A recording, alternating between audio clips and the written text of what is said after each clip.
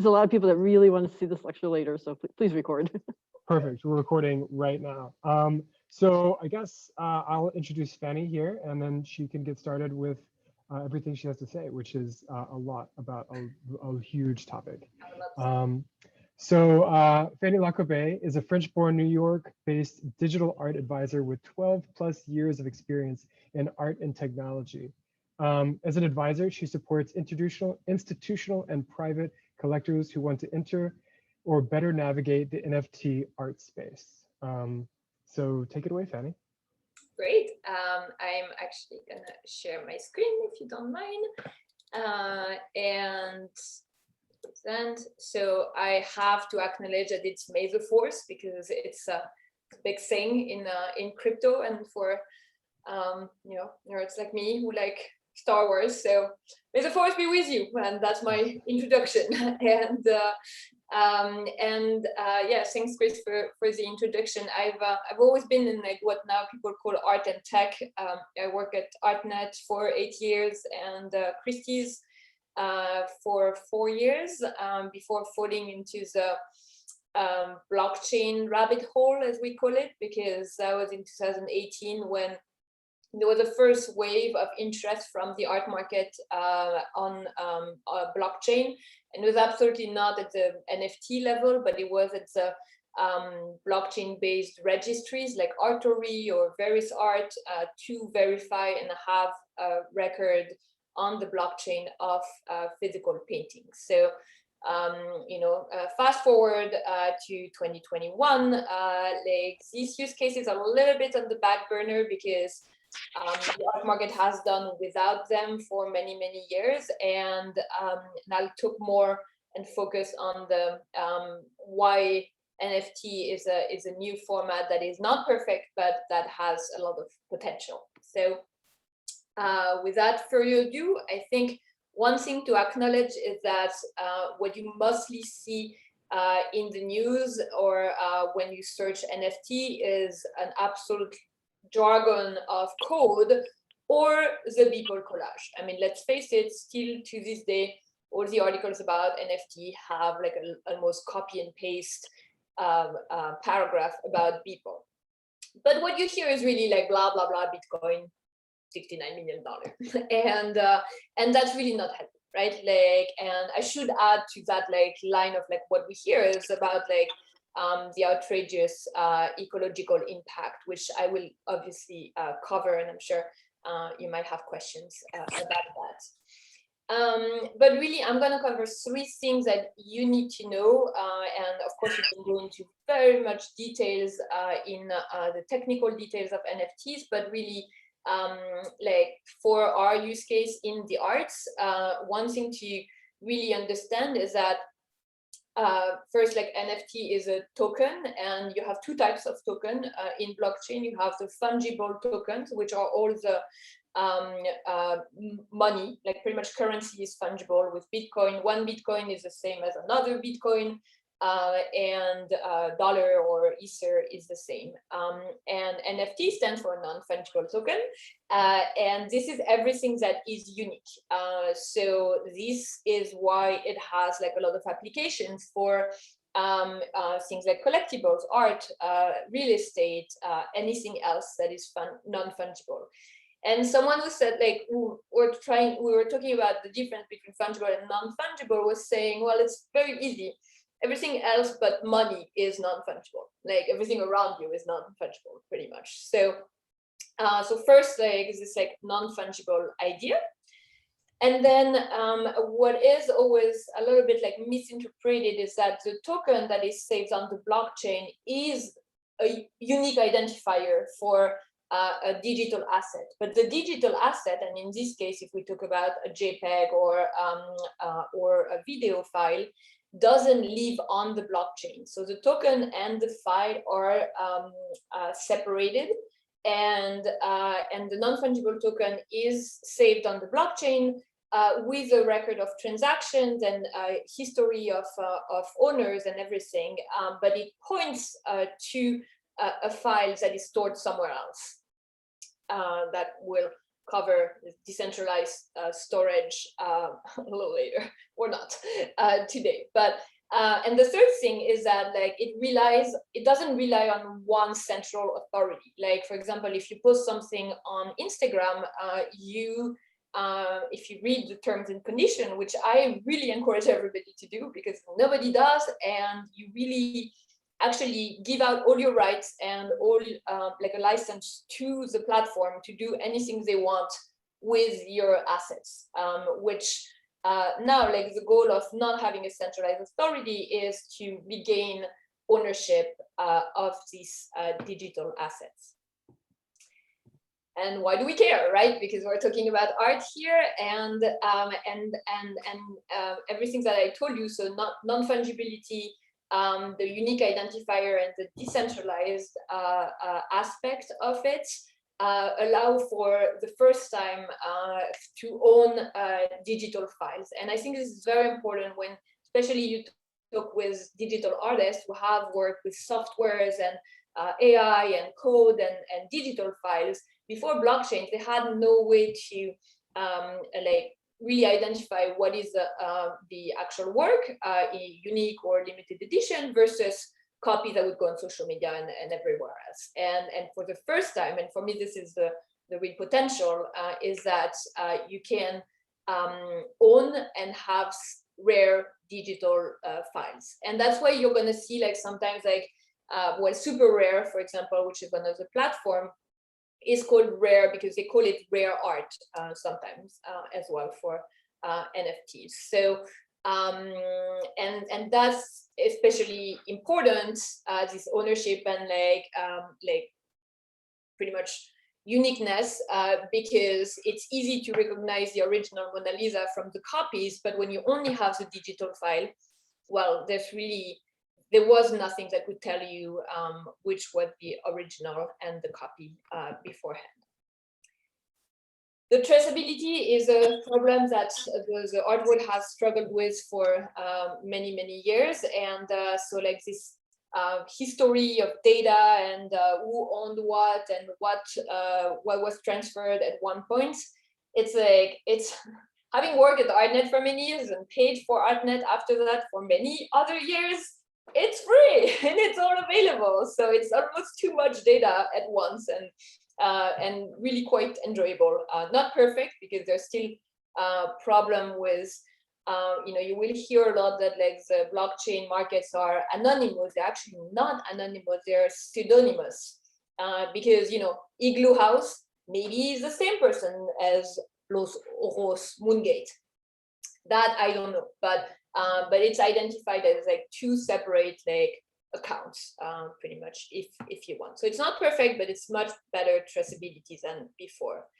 And then the promise of royalties. I think this is a question that has been solved in France and California with what is called like the droit de suite, and what the law really tried to enforce royalties for artists and secondary sales, but now it's actually what pretty much the law has failed to implement in pretty much everywhere else in the world, actually can now be implemented via the code. And I do encourage you to look up Charlotte Kent. Charlotte Kent is a digital art scholar who has written a few articles and one especially on artnet about royalties and explain the process and put it in context of like previous experiments in the art market. So she's a sane voice in the not too bullish, not too bearish on the NFTs, but very knowledgeable. And I'm gonna just show you the different use case to have a little bit of a categorization in your mind. I will show you how a bit more specific examples on platforms. So I will show you on the browser, but there are many different use cases for NFTs. NFTs, literally, as I said, is a unique identifier, and it's an empty shell. You can literally put any digital file attached to an NFT, and so of course the one we've seen a lot in the news is like digital art. And let's not go into like what is art, what is not art, but the background of the artist, because of the use of code and a little bit of the aesthetic as well, has been very diverse, from developers, designers, photographers. Espen Klug is a generative artist, etc., etc. So digital art is one. You have we have seen a lot of collaborations between musicians and artists, and the way, I'm sure you've heard of like the Kings of Leon, who did their, supposedly they were the first to release like their music on the blockchain. They're absolutely not the first. They were the first with a PR agency to do it, that's for sure. But there are many examples of collaborations between artists and designers. So DJs have obviously made their way in because of the the kind of similar like crowd, but we also seen like more jazz musicians, and AES plus F is a Russian collective who did the whole video stage like design for an opera which was played in Moscow, and so this the music actually comes with the work as a collaboration. It's quite like very collectibles. Obviously, you've seen the CryptoPunks. They released another project yesterday, which was called Meebit. Similar collectible, and if you look for, I don't know, like a project with cats, a project with pizza, the project with cars, a project with cards, you will find like many of them. And they can be very like dismissed like very easily. Oh, it's just a cat, or it's just like a pizza. But, and it's true, it's just a cat or a pizza. But it's also like some of them have like intellectual, I would say, interest. I mean, they're interesting because for example, of pricing that they're done, or like of attached content, or if you get a rare pizza, you get access to something else. It's very, very gamified, and it can go pretty far in like the complexity of these projects. Or it can just be a cat sometimes as well. Gaming is the big use case as well, from digital soccer cards. And yes, I'm French, so Mbappe is on the slide here. And it mixes things like, I mean, and you've seen NBA Top Shot. Sorare is the same, like it's a digital cards for soccer players, and it mixes soccer fantasy games with NFTs, etc., etc.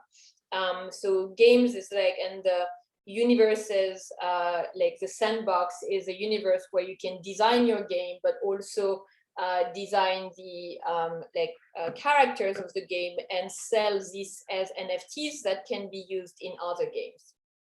That's a whole talk we could do on blockchain and gaming use case. It's quite fascinating, even if I never owned a PlayStation, or I don't know what's up right now. But so, and I will pass pretty fast on like other virtual asset, but as I said, it can be like really anything. It can be virtual real estate. It can be an ENS like domain, which is a little bit like a URL, the domain names that you would do, like virtual fashion. This was done by Gucci recently, etc., etc.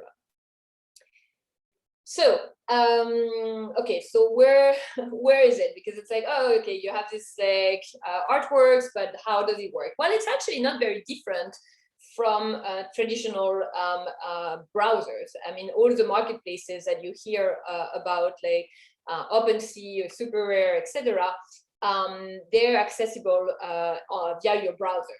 And I will show you how it works, but it's pretty simple. And they're often like the first comment that people do when they go to OpenSea is, oh my God, this is all cats and robots, and I don't understand it. This is horrible, and leave. And for a good reason, right? Like this doesn't see like a fit, and even super rare that say, oh, we're more like curated towards art use cases, still like has some like, like questionable taste. But these marketplaces are not meant to be curated first. They're these ones, anybody can go. My daughter minted on OpenSea, like works that she did last summer. And they're really called like horizontal marketplaces. You can think about it as the eBay of NFTs, and they're quite not meant or optimized to search anything on platforms. It's quite hard to find something because they're not highlighting specific artists or specific works. They're really letting the artists do that pretty much outside of the marketplace. It's not their role. And then you have like what some people call curated marketplaces, and I will explain why I think it's a terrible mistake to call them curated. They are invitation only. So if I want to go and create an NFT on Super Rare, I can't do that. I have to apply, and right now you can imagine like the time to get accepted is like, it's probably like, a few months, etc., etc. And that's fine, that's fine. But you have to remember, like, these are like invitation only. Some are actually thematic. Like you have artblocks.io here that is for generative artists using like GANs and machine learning. And then async is more programmable art. Nifty Gateway is for celebrities, and all the other ones that like actually come up every day. I mean, we're at the point where I don't know if you remember, but like now like more than 10 years ago, they were like after artnet started like being an online marketplace, there've been like 10 of them, and then like 9 disappeared, and then pretty much artsy stayed alive, and all the other one kind of crumbled down. So we'll see, but we're definitely in a booming like moment where there's more marketplaces than needed. So let me actually show you how you actually get there. So see, like Super Rare is like a pretty like simple marketplace, and you will see the ones that are trying to attract like art collectors. There is one very easy way to notice that, is that they're black and white. It's really funny how if you remember, at one point artnet was orange, artsy was purple, and then they all went black and white. And this is the like prerequisite to be an art platform. So Super Rare is you search, you can like find like recent activity, etc., etc. And if we go, this is a work that Hespen Klug is the artist. I own this work actually, and it's very similar to like nothing has changed, and I wish someone would like disrupt this like thumbnail, title, and description, because it has been the same for the past 20 years, but it's fine, it works. And as I own it, I can set a price or transfer it, and the reason you have the whole history of like, I bought it 10 months ago, 1.5 ETH was way cheaper at the time, and you can see other work by the artist.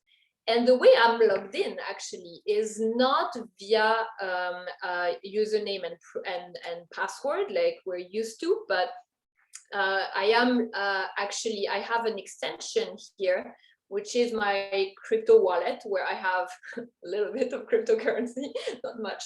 And this is the like pretty much the identifier that all these Web3, what is called Web3 or blockchain-based marketplaces are looking for to give me access to details on my collection. And it's very easy. If you go on another one, most of the time, like, let's see, like Rarible is another one, but I'm because I'm logged in on MetaMask here, I'm already logged in here. So it's like, when you pass, it's still a barrier to entry because there is still a whole process of like getting there and getting like the cryptocurrency. But when you're logged in, it's like, it's pretty much your unique identifier for universal identifier for all these platforms. And if I want to summarize this, there's the step that I haven't shown you is a step that you have to exchange money, dollars from the bank through one of these like crypto exchange, where you do the KYCs and they verify you're a real person, like access, like blah blah blah, and then the Ether goes into your account in MetaMask, and then you can go and shop around. If you have any question, like feel free also to interrupt me, and I can talk for hours, but I'm happy to, or if Chris, you're moderating the questions, like feel free to interrupt me. And so one thing that you will hear mostly about the marketplaces that are Ethereum based. So this is, all of these here are actually Ethereum based because it has been the blockchain that pretty much is the most mature to host like and have like developers have developed on Ethereum for many years now. But here come the problem of Ethereum is that it is still what we call the proof of work, very energy intensive way to like validate the transaction. So literally every time I bid on something or save something or like anything, it goes through the blockchain, and then that's what, like, when a transaction is recorded. And there've been a lot of talks about like the impact of NFTs on the environment. And one thing that is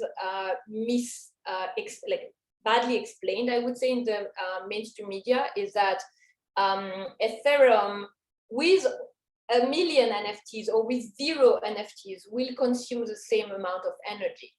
That said, this is still a problem that Ethereum, like Bitcoin, like consumes so much energy. So one thing is that Bitcoin right now cannot do anything differently. It's a design flow, and they will never be able to do anything different except using renewable energy to mine Bitcoins. Ethereum, however, is in the process of going from what we call proof of work, that is energy intensive, to proof of stake, which is way less ecologically impactful, and they're still a process. So I'm not saying this is not a problem for the next like 2 years, but right now a lot of the new blockchain that are trying to get a share of the NFT market are already proof of stake and ecologically friendly. And you might hear of alternatives to Ethereum. First, Ethereum layer 2. So let's say like you have like, imagine a little planet for Ethereum, which is the main net and where the transaction like actually costs money and have to be minted. You have a layer 2 that's kind of an orbit where other side chains, actually like Polygon or Palm. Palm just announced Damien Hirst at their first project, which are bundling transactions and doing everything on off-chain, and only once in a while connecting with the main blockchain Ethereum to validate all of that. So sorry, it's like making very technical, like very fast, but all of that to say that layer 2 are way more environmentally friendly, more efficient, less expensive, and this is the focus right now of like all most NFT platforms. There are also, sorry? Fanny, you gave me a very good description before about proof of work versus proof of stake. Can you go into that a little bit more? Did I give you a very good description? It was the last time we spoke. Was it me? So proof of work is pretty much where every transaction has to be validated by a very high number of computers of the network. So if, for example, to mine one block of the blockchain, like it creates a little puzzle, and but it's a very complex puzzle that like no human mind can process. Only computer like power can actually solve, and the miners actually compete to have more computing power to solve these puzzles first and be rewarded to validate the transaction. Hence the amount of energy that is like used to like what they call mine a block or verify a transaction on the blockchain. Proof of stake, however, only random transactions first are actually verified, and you don't verify with your computer power. You verify by staking Ether, so the money of Ethereum. You say, I will stake, and it's still a lot of money for the people who will be the Ethereum miner, but it will be like I stake 32 ETH to say that this is a verified transaction and like solving the puzzle. And if you lie or you want to be like you're encouraging like fraudulent activity, then you lose your stake. You lose your like 32 ETH, which is a big incentive not to lie and to verify properly like that the network is actually running. And so this is proof of stake, which Ethereum, or when you hear Ethereum 2.0 or like ETH2, et cetera, this is what they're talking about. It's Ethereum that will use proof of stake.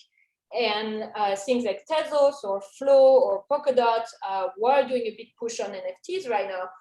They're all proof of stake by nature, from day one, they were using this technology. So way more environmentally friendly, but still very experimental. It's still unsure, who's going to win the race. But at that point, the future looks like way more multi-chain. That's saying that like things will happen on very different blockchain, and the different blockchain will be linked together with bridges and things you don't want to know about right now. So, Fanny, could I just jump in and say it sounds like proof of stake is just one miner working on a problem versus the other, which is a bunch of miners working on the same problem and only one person gets it. Is that right? Yeah. Okay. Yeah, so yeah, pretty much. And more ecologically sound. It's a different way. So I'm in terms of like detailing how you solve the puzzle, it's also like different, because obviously you don't need computer power to solve the puzzle in the staking. You just use like your stake to say this is to be validated. So absolutely. And I will show you anyway one. Actually, I can show you right now because there is this new like Tezos has like this this marketplace called HEC Paris, which means here and now in Latin, which I learned because I did ancient Greek, so I did not know that.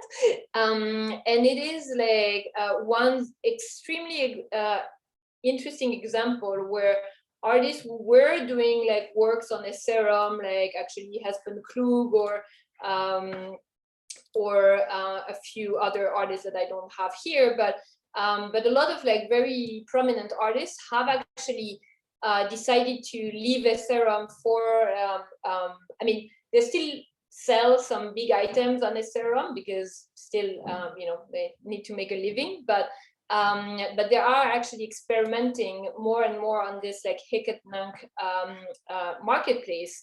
And it's very funny because this marketplace is like the worst. Like there is nothing I mean, okay, so now it's not loading, but normally there's something, but it's like, there's not even name, it's only like code, it's very, very dry, and very, you know, issuer, you can't even see who the artist is, but a lot of artists needed to get away from the market to actually experiment in a more relaxed way. But the interesting thing is that a lot of, because great artists went there, collectors followed.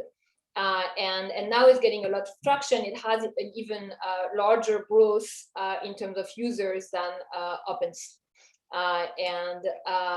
And this is kind of an interesting sideway into, so this is like people I collected. There's like John Bergerman, who is a street artist, Ilan Katin, who is a German artist. They're not like Lenara is a digital artist from the 90s, etc., etc. But this platform like doesn't help you to like find anything, right? There's not even a search button. Like you can't find anything because all the like NFT marketplaces really act and facilitate the transactions, but they're absolutely not like and they don't want to curate like the selections or help you like really navigate.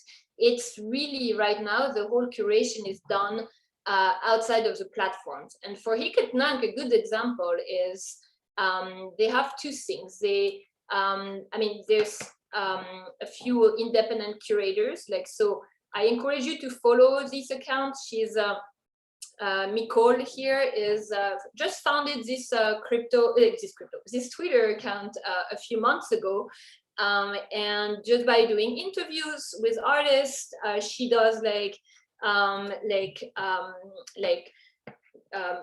Nank like and friends like panels and with artists who are on the platform.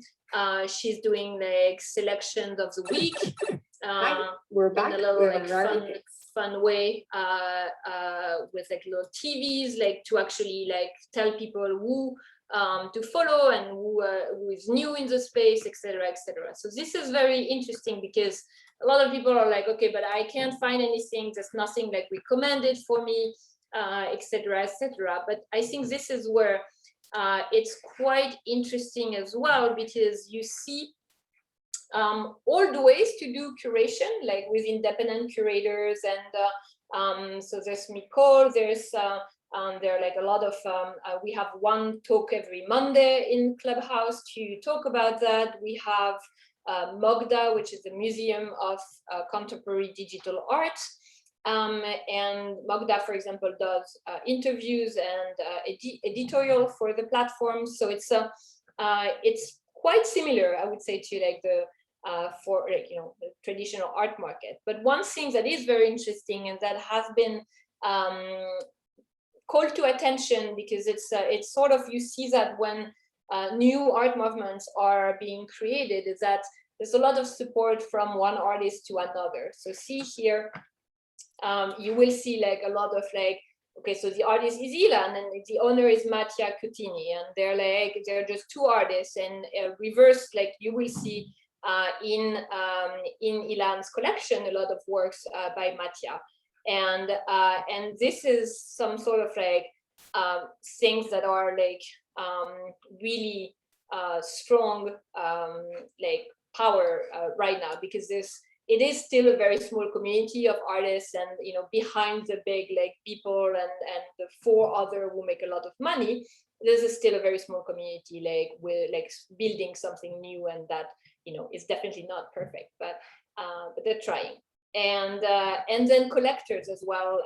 They call it a museum because they created a virtual museum, but the Museum of Crypto Art has built one of the largest collection, and now it's very much like you follow what they buy next to actually see what's going to be the next big thing.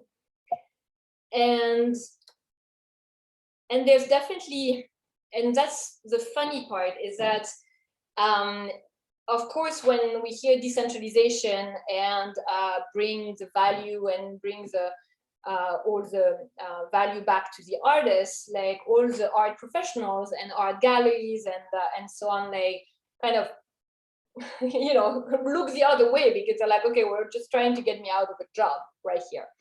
The issue is that in the idea of decentralization and the artists being able to create their own work like by themselves, etc., we forgot that the galleries were not just taking 50% of the sale just because they wanted to be the bad guy, but because they were actually providing a service of marketing, of guidance and support in like an artist's like career. And now the artist, great, got back the value and most of the of his work and his creation, but he's left like, or they're left by themselves like to be their own strategists, their own marketing directors, their own technologists, and so on and so forth. And a lot of artists are like looking for guidance, and we've seen galleries actually adapt their business model and thriving in the space because if you agree to do the research and have like, be more flexible also with the terms and the contracts you have with the artists, then there's so much to do in the space because believe me, artists have been looking for this type of guidance, and not surprisingly, but quite nicely, like the people leading the way are like galleries that have done digital art for many years.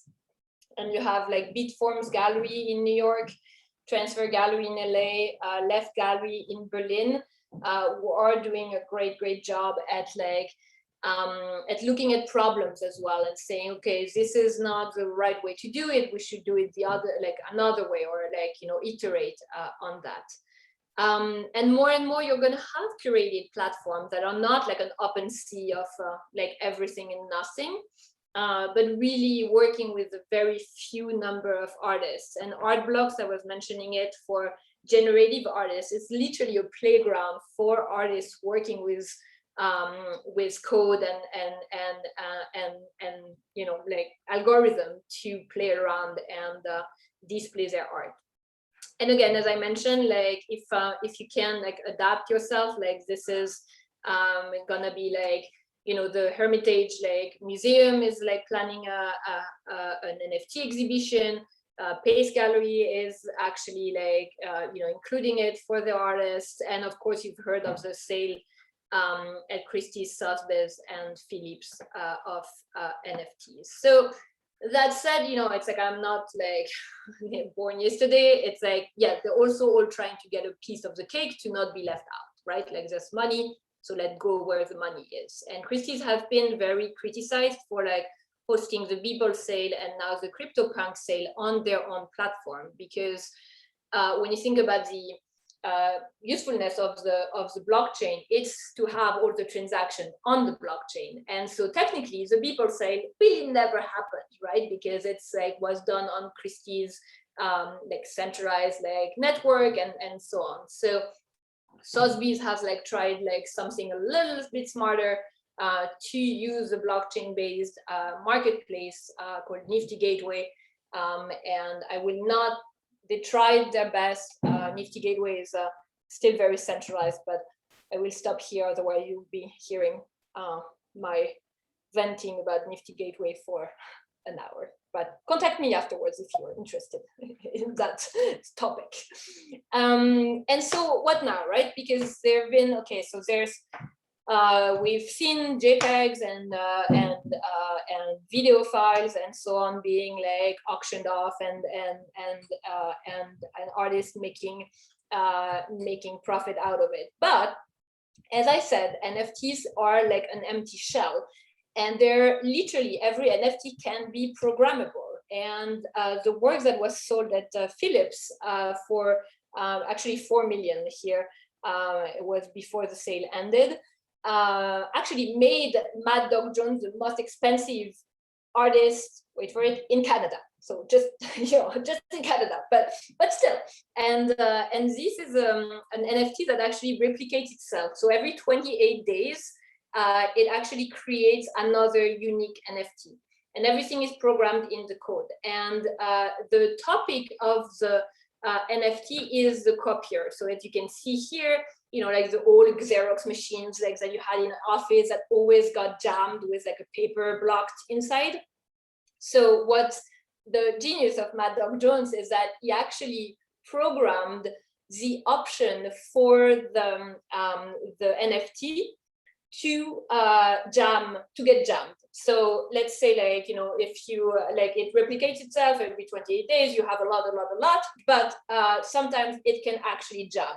Not because something is broken in the NFT, but because programmably it is programmed to randomly jam, which is quite brilliant if you ask me. But I get very excited on NFTs. So and sorry, I'm going to blow your mind, but the real big use case, and that's why I mentioned gaming before, is that NFTs are digital items that are going to be used in more and more virtual worlds, called the metaverse. And this one here is a party that, after an art festival last year, that was hosted in crypto voxels, which is a very voxel, like Minecraft type world, but where there are a lot of galleries and people showing. I can send you a few links. It's actually quite funny, and it's still very hard to navigate, and I still feel like I'm drunk when I hit a wall and things like that. But I think to see the importance of these virtual worlds, you have to think like 3, 4, 5, 6 steps ahead. 6 months ago, that world did not have any color. You had to pay to add color, and now you have like gardens and museums, and you can buy see little guy here has a little guitar. You can buy the shoes, and of course you don't want to be naked and flying next to a very fancy dress. So it's very much based on if you have kids, my kid play Roblox, and the first thing she wanted to do when she logged in on Roblox was to buy the fancy butterfly dress. And I forbade it because it was not an NFT, so how can I allow her to do that? But it is very much the identity of the people who live most of their life online. And I don't want to spend more of my life online, but I think we also have to, there's a lot of VC movements who invest in metaverses and virtual worlds like that. There's kind of a land gold rush to secure spaces in these worlds. Because right now, if you look at Apple and Facebook, the big focus for them is augmented reality. And when you mix augmented reality with the hardware that these big companies create, plus NFTs and these online worlds, you can really imagine this room, but augmented with many other things. So I know I'm talking it's I'm talking future, but this is really the logic behind a lot of investments being made right now into space. So I think it's worth keeping that in mind when you see a stupid cat being auctioned, but maybe the cat has value in one of these worlds.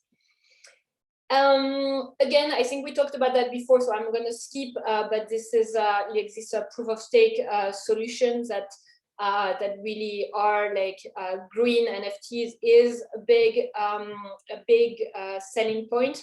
Actually, Tezos started doing ad campaigns on buses in Austin, Texas, saying that, and it literally reads, I should have put it there, but it's it reads, minting an NFT should not cost more energy than a bus ride. So it is really the important element that a lot of these blockchains are looking to solve right now. And it's not perfect. We still have Paris Hilton minting NFTs, but it is getting better.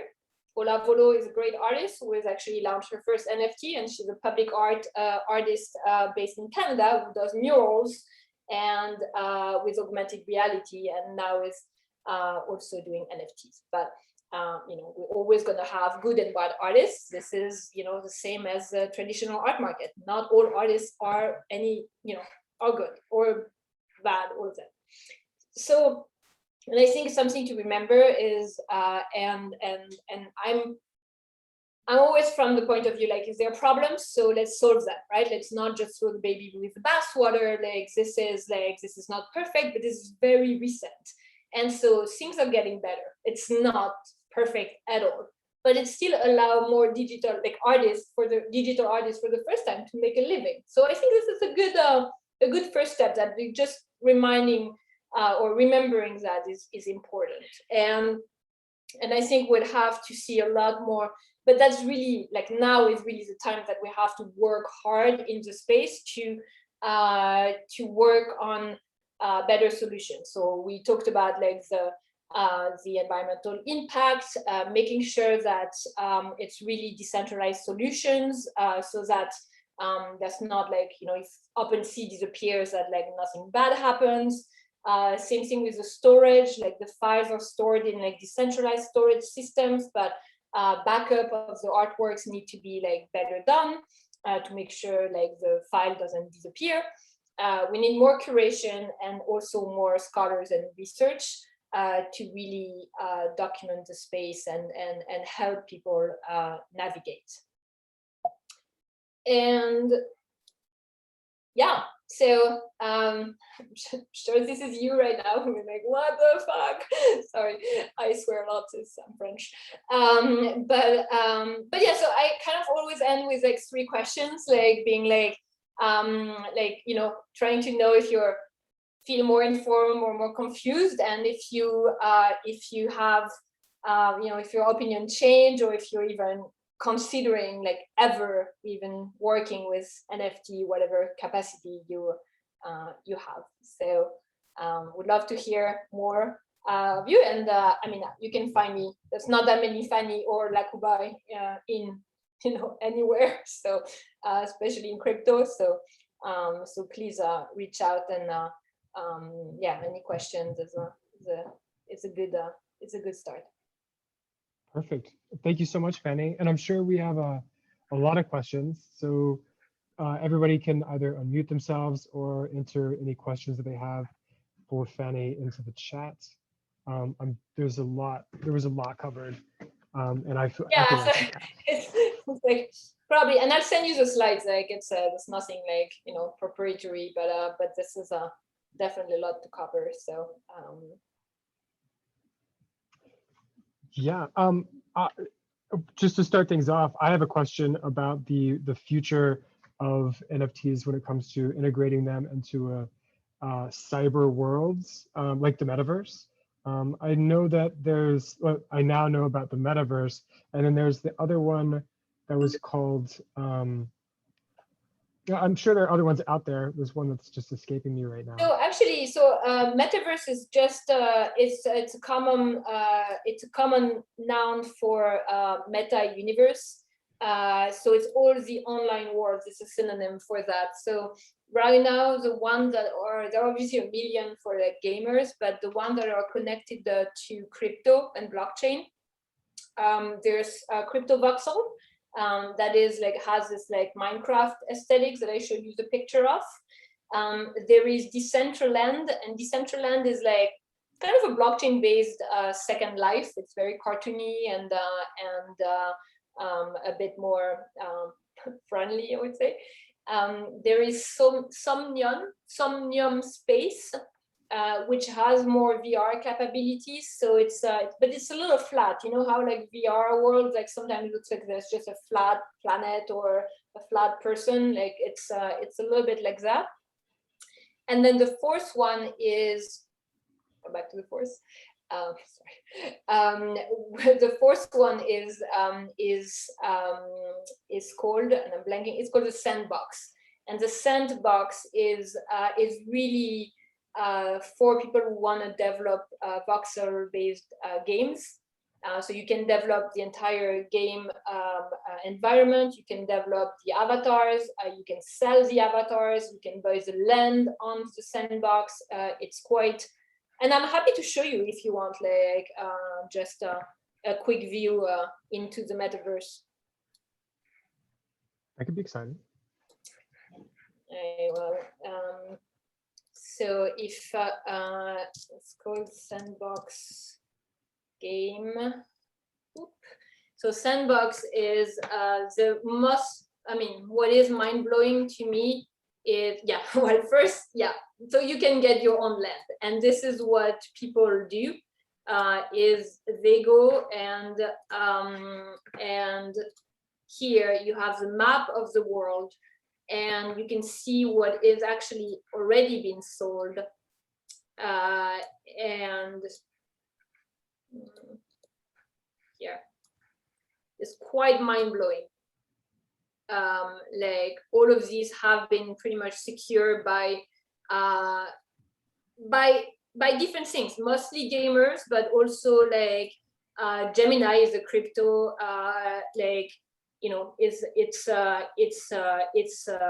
Gemini is a crypto wallet. Crypto exchange. Galaxy is a VC. It's very. Oh, sorry. I'm like getting excited with the land, but so it's a world where you can buy land. You can then design your own game like that. You can play it with other people, but you can also market the avatar. So all of these are like actually like each of these are like an NFT, and which can be sold with different power and speed. This is all like the gaming elements, and they're like 3D objects, which is pretty great advanced 3D modeling actually. So that's one that like the most like gamified. It is game pretty much. Decentraland that I mentioned is, as you can see, it's a cartoon. It's literally you live in a cartoon, and this is same thing. Like you can like it's very Second Life. You can buy like you can be Santa Claus, and you can buy land and parcels as well to build upon. And the interesting thing is that there are like architects actually being hired to build on these lands. So it is not far off from like if you want to get a piece of land, you will have to hire like a virtual land real estate agent. We're actually almost there. And see like this is OpenSea. So this is the main like what I mentioned before, like the NFT marketplace, which has literally everything. And they also sell these pieces of land, because all of these, even like real estate or like land, are NFTs, and they're not cheap. They're not cheap. They're absolutely not cheap. But be careful, because when you see prices like that, that just means like I bought it for 1.2 ETH, and I put it in case someone wants it for like, $1 million ETH, but nobody's going to sell it. That did not sell at that point. So it is quite confusing. And this is confusing on OpenSea because they're an aggregator. So they aggregate data from many, many different marketplaces, which they actually do a great job at displaying, but it is sort of confusing. And then the last one I wanted to show you, and if I still have it, no, I don't have it. So CryptoVoxel, and you'll see it's very similar to the game. Like it's based on like this piece that is called a voxel. So this is actually one that, and I wanted to show you. This is like the MoCA is the Museum of Crypto Art, and this is literally a building. So you can go through an exhibition, and if you go, you can visit it, and you can go through the exhibition.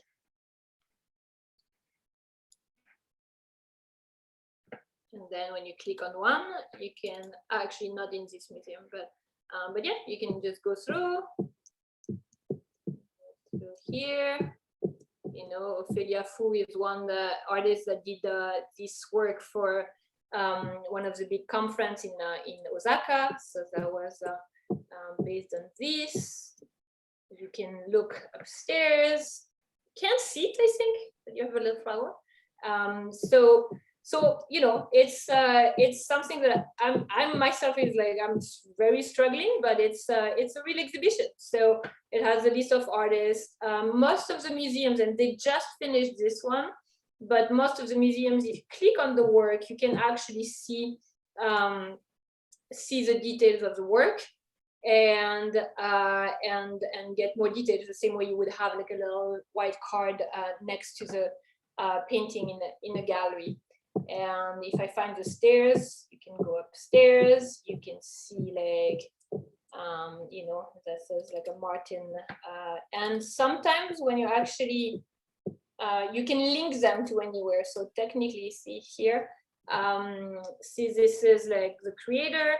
You know who owns it. You can like look at the description, and then you can kind of bid on it on OpenSea. So you can see like the details of the transaction and you know, like look at where it comes from. So see, this is like where this little box comes very handy. It's like you can see like literally every single transaction, and everything on this page is pretty similar to like other websites. You can sell, you can, you know, like you can list it. I can show you one that I own, so it would make more sense. So a very technical project which was telling the story of Ethereum. So because I own it, I can sell it, I can transfer it, I can just share. But this one is interesting because I was telling you, like, you can have also actually hidden content. So if I purchase, like I purchase this NFT here, so because I'm the owner, I have like access to what is called unlockable content, which can be pretty much like anything, like another NFT, like a link to I don't know, like, I mean, pretty much imagine anything you can add. Like this is, and see for this one, it's merely like the link to the actual image, but that is like the high resolution image that cannot be stored on the blockchain. So this is just like a low resolution representation of the actual work that is only available to me. See? So Fanny, perfect time to ask this question that Josh just asked. He asks, Fanny, do you leave your NFT collection on the platforms or transfer NFTs to your cold wallet? I've heard varying opinions and some concerns about security risks. So, I mean, I keep them in my, so cold wallet is what is not, it's a crypto wallet that is not linked to the internet. So it is most of the time like a little piece that look like a, I don't have my safe, but it's like a USB like stick, and you save your cryptocurrency or your valuable NFTs on it. The problem with that is that like then you can't really interact with the platforms or use it on like to do transactions on different platforms. So it's very, you know, it's always two things. It's like there's always security and privacy and yeah, more security and convenience. So you will have to balance the two and see which balance makes the best mix for you. So myself, I have like everything in my MetaMask account. The thing that I do, a lot of collectors have actually done is to, let's see where it is. You can actually connect,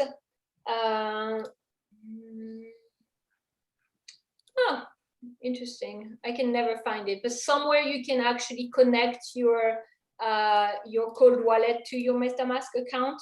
So this is like easier way to navigate things. And I've seen like, oh yeah, you have one. This is the Ledger one.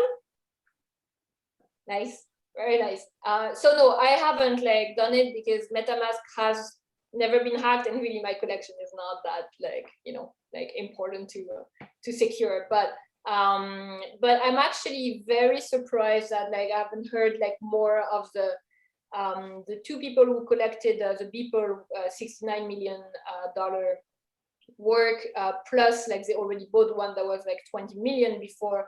I don't know what they're using, and they haven't really like communicated on it because they want to keep their privacy and their things secure. But that would be very interesting what they do to back up the files of the NFTs that they get, because that's another thing is that like all of these marketplaces are like the way they do save NFTs is that like, and here you can actually see it, is that like the content and the files are stored on IPFS, which is an awesome name. It's called Interplanetary File System, which is like the best name on earth. But it is a decentralized storage system where the goal being like, oh, you don't upload it to Amazon Web Services, because if someone takes down the server, then like your file is gone. So you can't take down a file from a decentralized storage system like IPFS. However, if OpenSea disappears, and that's something none of the platforms will tell you, if OpenSea disappears, they pay a nod to IPFS,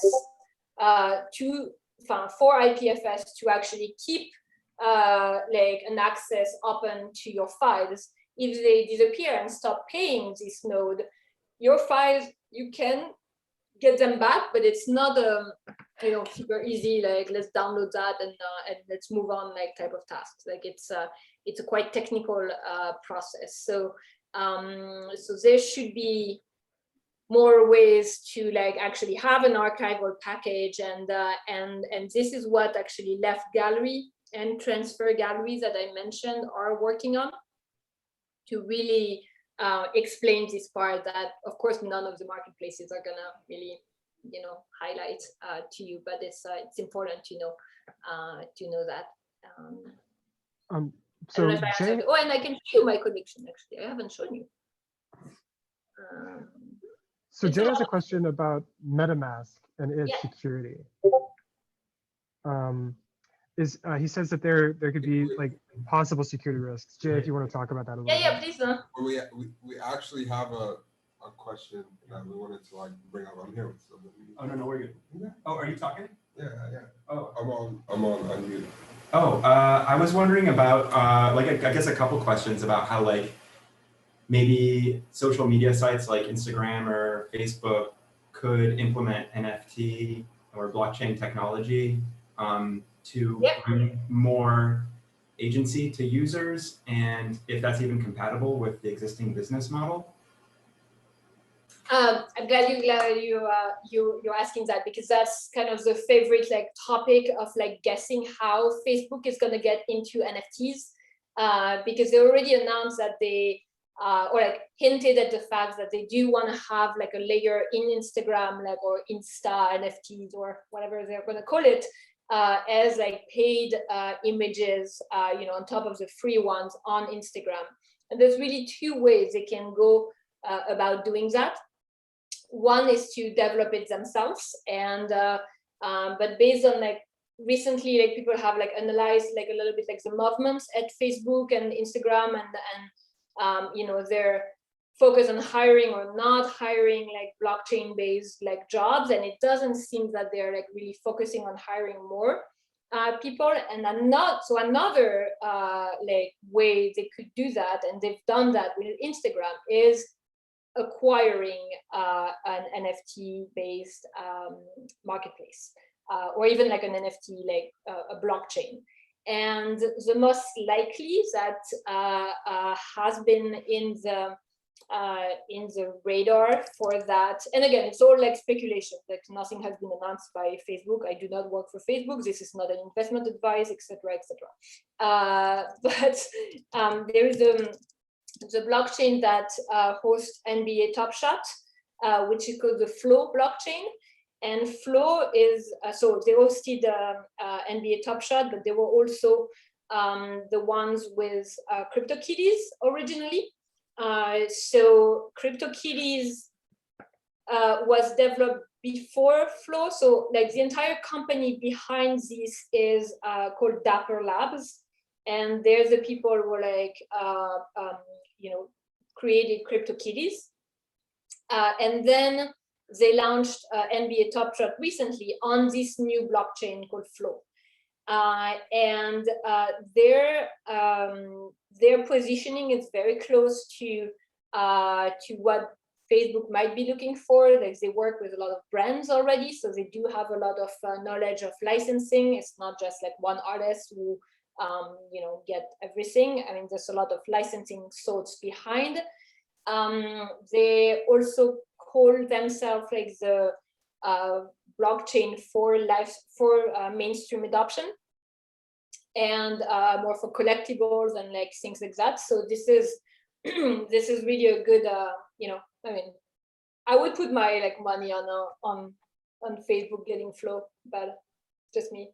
I don't know. Did you hear anything, Esther?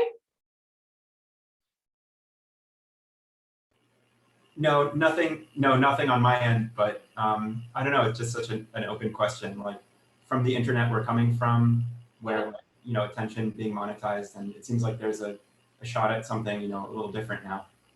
Yeah, and again, going back to my point on like Christie's and Sotheby's and like the traditional like Web2 players, they're gonna try to get their piece of the cake, right? Like, they're all gonna try to get like their place, and you can even see like I mean, there was this case where an artist from Marvel Studios like released the work, but he's the illustrator, right? But he released the work that had like a Marvel character with like a super. Actually, I do have one. His name is Jose Delbo, and he got a very strong worded letter from Marvel. I don't know if it's Marvel or if it's the other one, but yeah. So see this one. He pretty much was forbidden to do that ever again, because the character is owned by Marvel. Even if that's his work as an illustrator, he signed a contract probably as a work for hire, so he gave up his copyright. So there's a lot of like things to figure out in that sense. But I agree that we've been used to give away our content for free to all these platforms, our data, private data. And also like expect everything to be free on the internet, and now like you see like come back to like, yes, there is work done behind all these assets and this content, and the creators should be paid for it. So I think this is a big part on the like crypto and blockchain space and actors to work right now to make sure that they remember their ethos of decentralization and capture value before there's too much money involved, and then poof, all of the principle disappears when there's money to be taken. And I think this is very interesting moment to witness, to see which direction we're going to take. I'm sorry, I keep talking and I don't let you ask questions. I'm just going to scroll down my collection. I think you've definitely given us a lot to think about, and I would ask the rest of everyone who's still here if they have any more questions, because we are technically over time right now. Yeah. And I don't want to keep Fanny too long, but I know that there's definitely a lot to think about. So if. And again, I mean, I'm not like in a fortress, so if you have more questions, like Twitter is probably the easiest, but it's the same handle on Telegram as well, or by email. So yeah, happy to answer any question. And again, I'm taking bet on the Facebook Insta NFTs. So. That's great. Well, thank you so much, Fanny. And I think we all have a lot to think about here. Great. Well, thanks for having me, and I hope next time I'll come visit you guys in Detroit. So. Please do. All right. Well, have a good night, everybody.